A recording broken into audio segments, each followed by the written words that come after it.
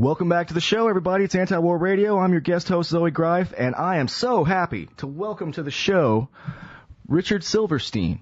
Richard Silverstein has a blog called Tikun Olam, and then a language I don't understand. I'm sorry. But it's great, and there's more to the point, there's an article here called Flame, Israel's New Contribution to Middle East Cyberwar. And I just am so happy to have Richard Silverstein on the show to explain to me and to you, the viewers, what's up with computer viruses and what is this new Flame thing and what does it all mean and what's the significance of it all. Welcome to the show, Richard. How you doing? Thanks, Zoe. I'm glad. Thanks for having me. Appreciate being here. Okay, so, well, let's, if you don't mind, I'd like to start. Can you give a layman's, and I want to emphasize the term layman because that's what I am. Just a brief overview. What is a computer virus? What do they do? How are they deployed, and why? Can you just briefly explain that so we can have that groundwork to start our discussion with? Well, in terms of how these things are used in cyberwar, the computer hackers are employed by various countries, whether they be China, the U.S., Israel, and they create code which is able to do various things within computer systems or within individual computers that the intelligence networks in those countries might want to see or find out about. So, for example, if we go back to Stuxnet, which is the computer malware that was installed in Iranian power plants, that was a bunch of computer code that got into the power plant of an Iranian nuclear power station in Natanz, and it infiltrated, and in that plant they were enriching uranium, which could be used as part of a nuclear program. It could be used conceivably if Iran was trying to or interested in making a nuclear weapon. They would need to enrich uranium. The code was able to disrupt the centrifuges that were enriching the uranium and cause them to smash, because there is an industrial process that is involved in the centrifuge isolating the uranium that they need for this fuel. Mm-hmm. So if the centrifuges break, then they can't enrich the uranium. If they can't enrich the uranium, then they can't pursue this nuclear research. So that's the example of how Stuxnet was involved in sabotaging Iran's nuclear program. And the Flame is a slightly different version of computer malware, in that I believe that I know that Israel has its military, the IDF, has a unit dedicated to cyber warfare, and it's called Unit 8200. And I believe this unit created Flame. Now, Flame is a little bit different. It's not designed to infiltrate industrial plants or anything like that. It's actually designed to target individual computers of people that the Israeli intelligence is interested in learning what might be on their own individual computers. So computers, as mainly in Iran, were infiltrated with Flame. But computers in other Arab countries that are considered hostile to Israel were infiltrated, and even computers in Israel were compromised, and computers in the Palestinian territories were compromised as well. So this Flame is a very interesting piece of work, because it's considered one of the most ambitious and one of the largest programs that was ever created to do cyber warfare.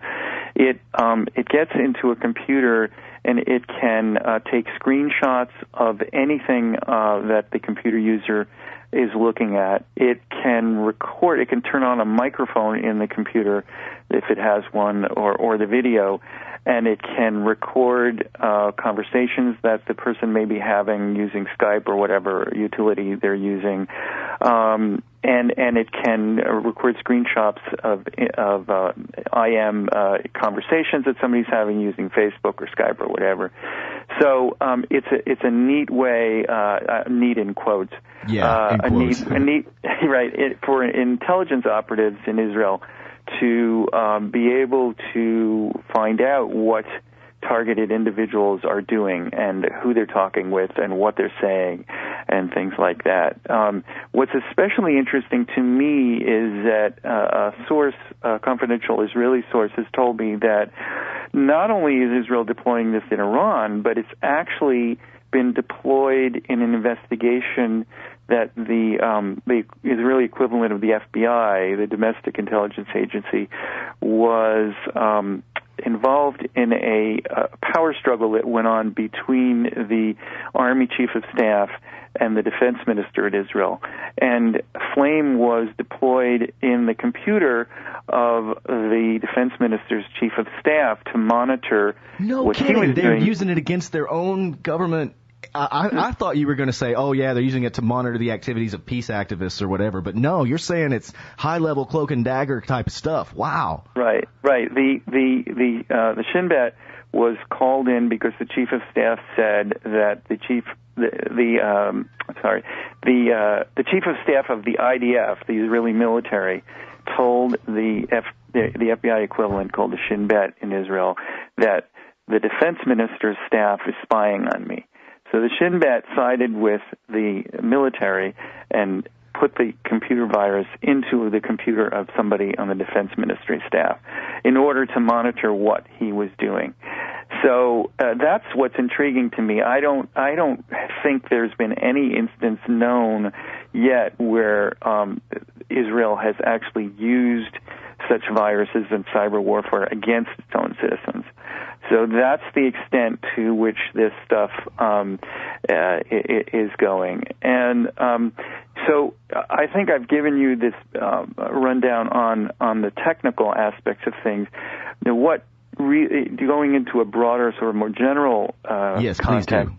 What really concerns me here is that the U.S. government, the Obama administration, has adopted what I call cyber warfare, that is deploying these viruses and malware and these worms, and they have in effect sort of become a substitute for having any real constructive relationship with countries like Iran or Afghanistan or Iraq or Iran. I mean, I said Iran, but Yemen, Somalia. So instead of being able to have a diplomatic relationship with some of these countries, all we have is we have drone attacks and we have cyber war. And that is not, the New York Times has been writing about how Obama has full-throatedly embraced drone attacks and cyber warfare, and they burnish the Obama administration's national security credentials, but they really take the place of having any real strategic kind of foreign policy. And not to mention that they get us into a slippery slope where if we endorse cyber warfare, then it can be used against us. Of course. And it is being used against us. The Chinese, we already know the Chinese are using cyber warfare against us.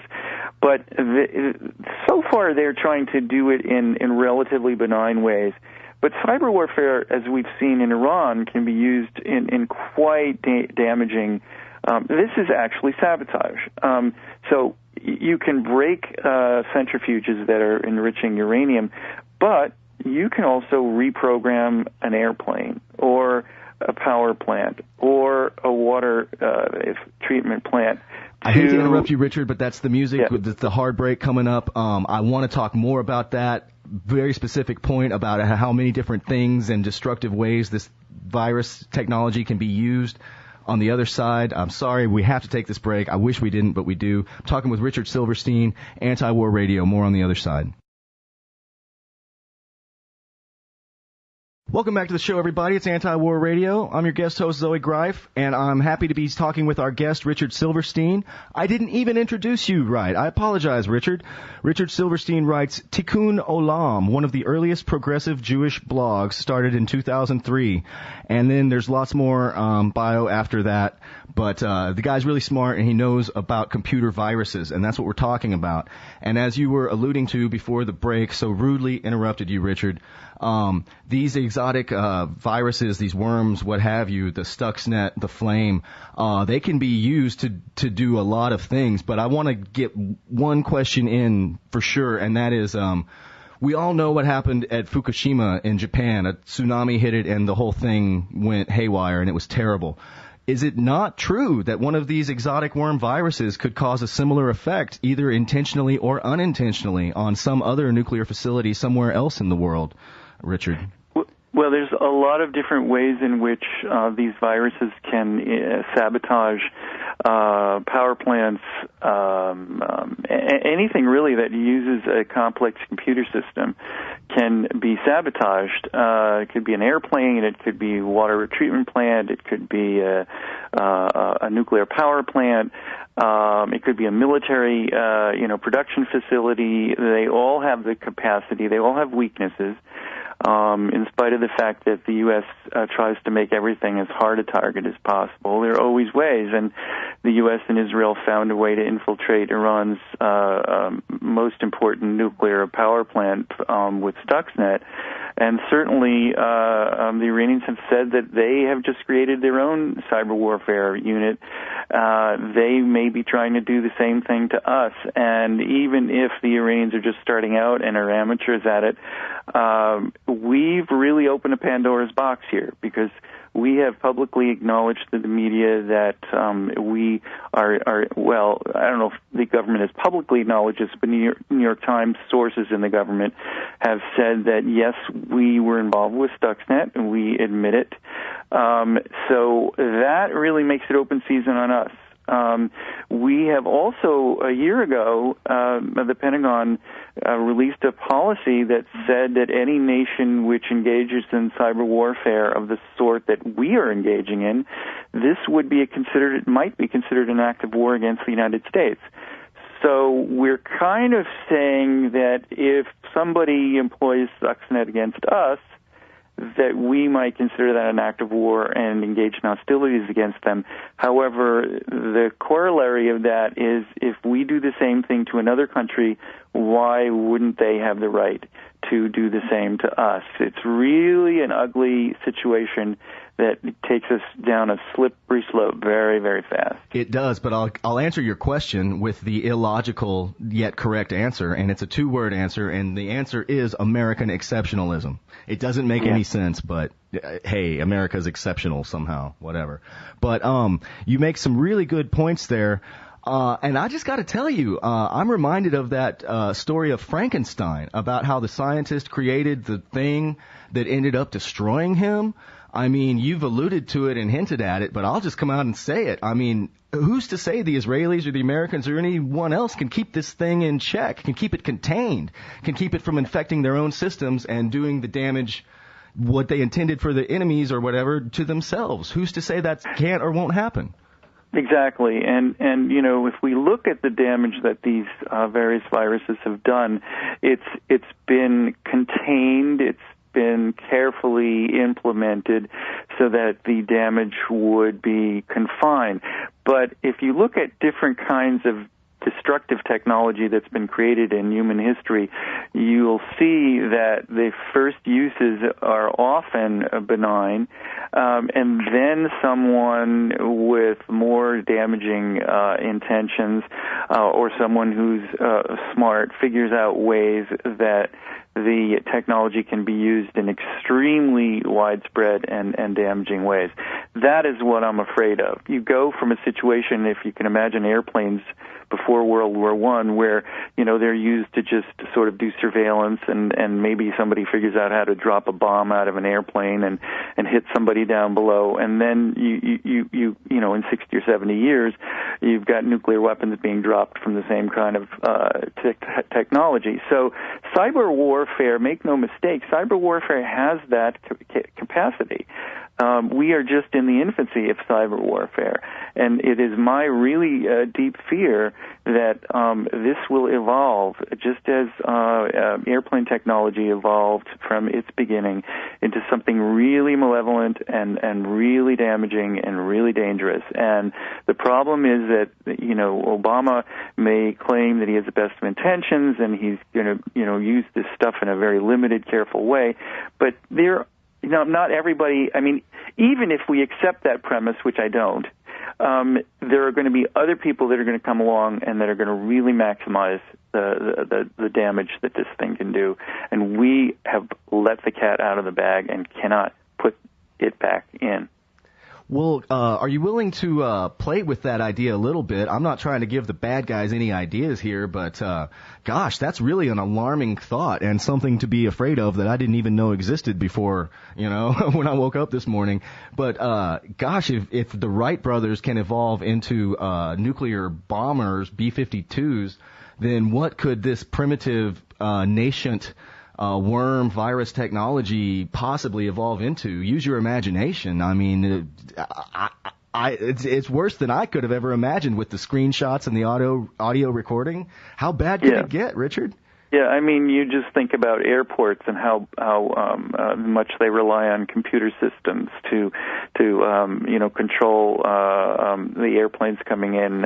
You're talking about like a Die Hard 2 situation where they just run the airplane into the ground by fooling its computer sensors or something like that. Yeah, they can screw up an entire airport, not just conceivably, not just an individual airplane, which of course they could do as well. Oh wow, that's horrible. And think about, water supplies to entire cities, or think about power plants like Fukushima.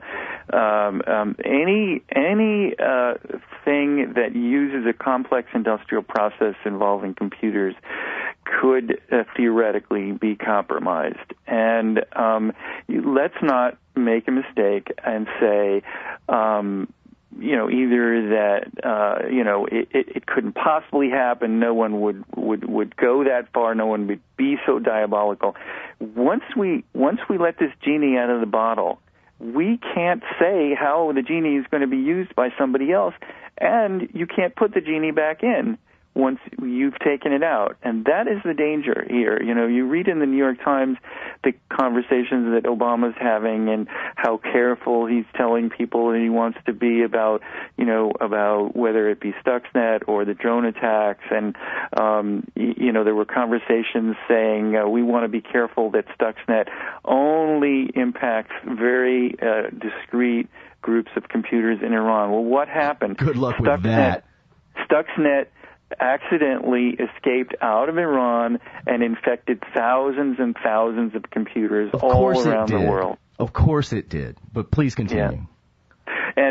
And so that is the same exact thing. We can't, at certain points, we're not going to be able to control, if these viruses are really, truly malevolent, we are not going to be able to control what they do, despite our best efforts. So, leave it to your imagination. There are so many different ways in which this can wreak havoc on mankind, on humankind, and that is why it is so dangerous. And the Russians and some of the computer labs that discovered these malware are asking for an international treaty to ban the use of cyber warfare. And the United States, of course, since we are the most advanced in it, is poo-pooing this. But I think it really is worth serious consideration. We've got nuclear non-proliferation treaties.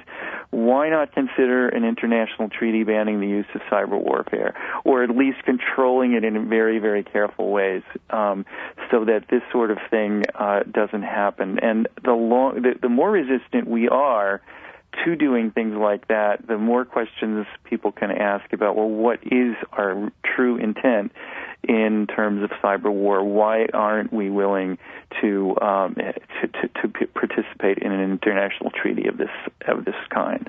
Here's a scary thought, Richard. Just occurred to me. What if it's already too late and the flame is already on somebody's little jump drive and it's going to hit, something vital that's going to result in, death and destruction. What if it's too late in any treaties or in, your efforts, my efforts to educate the public on this? What if it's just too late and, like you said, the genie's out of the bag and it's already destined to happen already? Boy, well, that's a scary, down-pressing thought. Yeah, that is possible. My feeling right now is that we're in enough of the initial stages of it that there isn't yet somebody out there that can cause a humongous explosion or mega damage like that. It's possible that we're at that point, but I think we still have a chance to exert some controls over this stuff, and that's why one of the reasons I'm raising the alarm in my blog, and I published a piece, and the Guardian's comment is free that people could find about Flame and Stuxnet, and I want to raise the alarm among both your listeners and hopefully also people in the policy community that these things are real dangers, and that we cannot leave them to the cyber warriors in Unit 8200 in the IDF or in the National Security Agency in the United States. We can't leave this to people like them. We have to have a public, transparent debate about the dangers of this technology. Well, I certainly hope you're right about guesstimating that the technology isn't that advanced yet to cause the whole world to go up in flames like I'm all of a sudden afraid of. But yes, thank you so much for your time on the show, Richard Silverstein. Thank you for educating me and the listeners about these the Stuxnet and the Flame and these worms, these viruses, and the potential catastrophic dangers that they represent to all mankind. Thanks again for your time on the show, Richard Silverstein. He runs the blog called Tikun Olam, and he's got a great story about Flame and Stuxnet. Thank you so much for your time. I really appreciate it, Richard. It was great to talk to you. Thanks, Zoe, very much. I appreciate it.